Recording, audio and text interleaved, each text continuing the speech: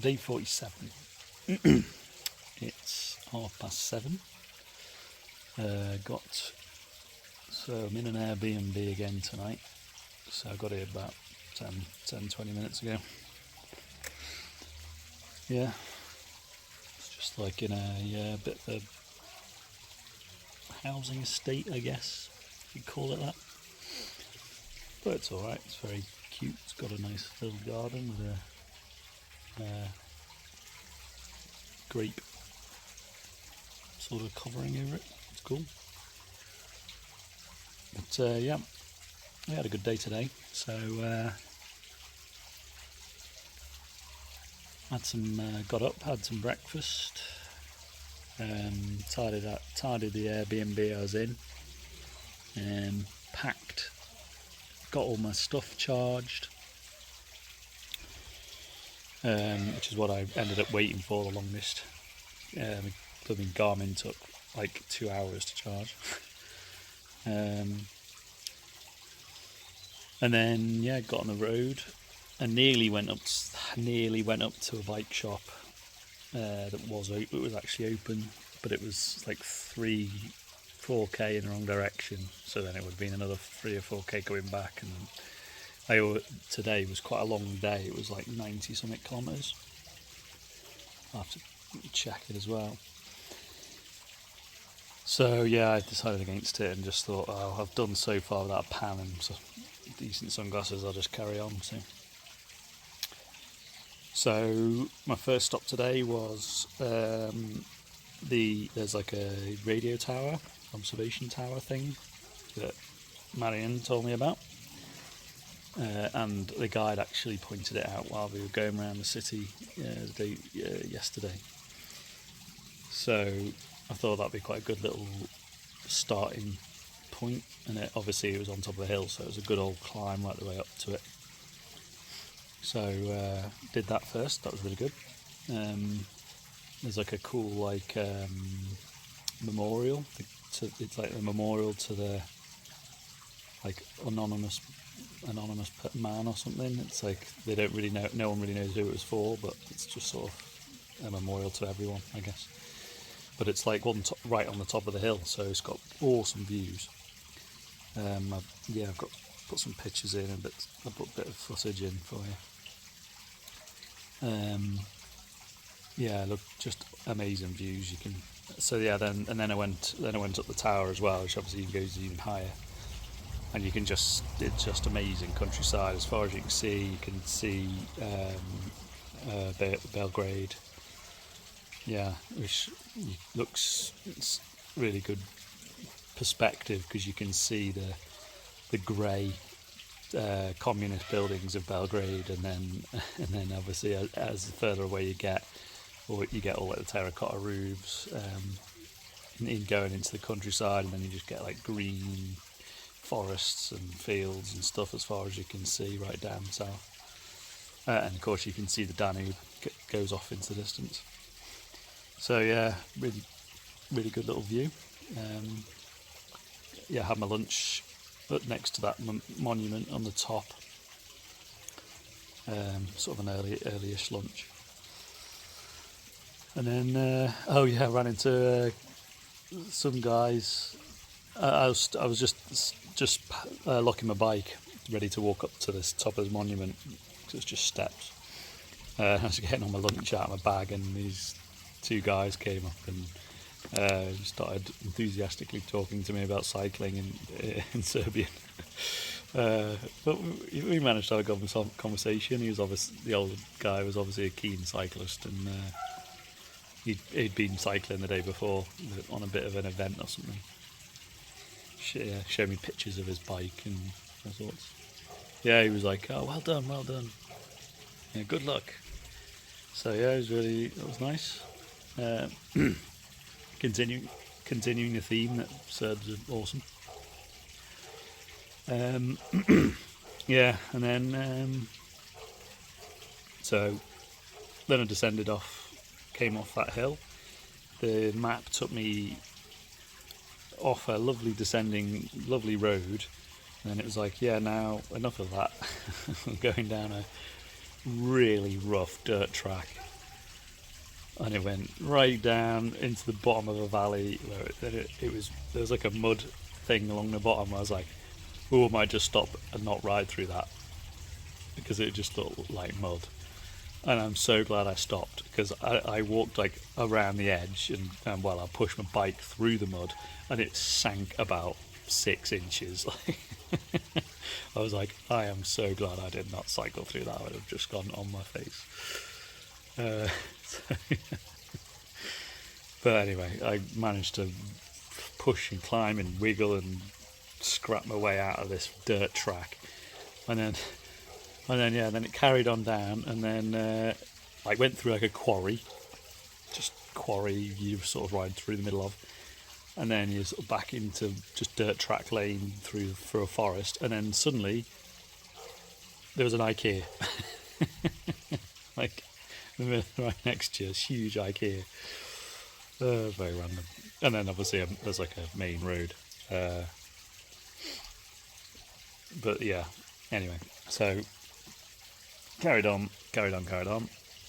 Oh, and then I realised I had a puncture as I was climbing. I sort of went right through a little town, and then I was climbing up the hill, and I realised, my front tyre was going flat. So it was boiling hot. I had to stop, take my front wheel off, which is obviously a pain because it's got my dynamo in it. Well, not much of a pain, but it's just you have to unplug it and. But found a puncture, put the patch on, put it in the wrong place, took it off, put it back on in the right place, pumped it up, and it seems alright. So put it all back together. My back tyre does seem soft, but I didn't dare pump it up in case it has got a thorn in it, because it was like a massive thorn that was in my front wheel. I didn't dare pump the back wheel up in case I did end up pushing the thorn out, and then it went down even, and then if it has got a puncture. So I might have a look at it in a minute and see if it's got a puncture as well. But it's stayed up the rest of the day, so I don't know, it might be alright. So yeah, that killed about half an hour or so, and I was already pretty late. So from that point, I still had another, I think another 40k still left to go.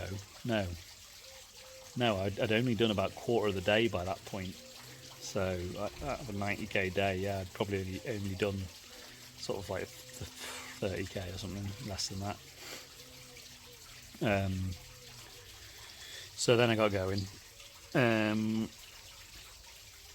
it got flatter. There was quite a bit up and downy for quite a while, and there's quite a long climb up a bit of the main road, but it was okay. It was not too busy, and the surface was okay, so kept moving.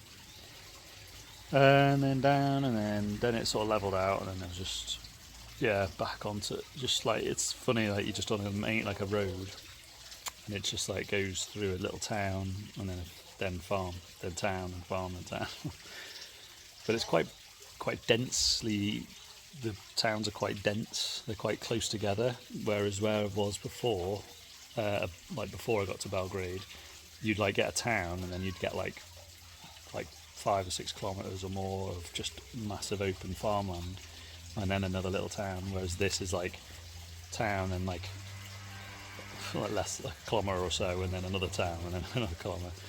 And I have a feeling it's going to be a bit like that all the way down as I go down south. So yeah, it's funny. It's lots of little towns. It was Sunday today, obviously, so lots of people just sort of lazing around in the sun, or in the shade rather, sitting in there outside the little bars everywhere and little coffee shops. And then so I just carried on. Did stop for a rest at one point. Figured out how long it was going to be. Oh yeah, that was the 40k mark. I still had 40k from that point, and I worked out I'd be back here about 7:30, which I pretty much got there, pretty much on bang on as I thought. So yeah, some rough roads, and yeah, there's a bit of cobbled road for a while. It was a bit uncomfortable, but back lanes that are just more pothole than there is not pothole. And then I went past this massive factory Yeah, put some footage in. Yeah, it's just huge. I don't know what it was. Just looked so ominous. It's huge, like rusty factory. Yeah, don't know. Looked pretty cool. Yeah, lots of strange houses being passed. Lots of like derelict houses. Like, they went through like one little village, and all the houses had like these. I don't know what you call them, like pillars, like Roman pillars, like on the facades, like making them look really fancy. But like only one of them was being lived in, and the rest were just like empty. It's just very strange.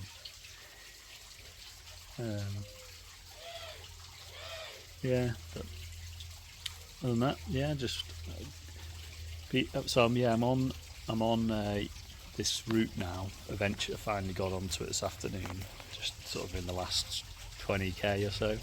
So now I'm on Eurovelo 11, which is the route now I'm going to stay on all the way down south to almost to the bottom of Serbia. So yeah, it kind of wiggles its way down, follows a little river, like a valley. Yeah, so that's what I'm going to be doing from now on. I'm in a this, I can't know what this town's called, but yeah, this is quite a biggish town, so probably do a bit of shopping in the morning before I start heading down. Yeah. Hopefully camping then from then onwards. It was just there was no campsites in this vicinity. Ironically, when I stopped for a break at about 4, there was a campsite right next to me, and I thought, oh, I could have probably just stopped there, but it's too late by then. I'd already booked the Airbnb. So, and I'm kind of glad, because tomorrow, if I'd stopped there, tomorrow would have been a really long day as well. So today, now, hopefully tomorrow should only be like 60, 70 kilometres, hopefully. Is that right? Yeah. And then this, I should try and like get tied in with campsites then, which should be about a day apart. So yeah, I think that's it. Catch you tomorrow.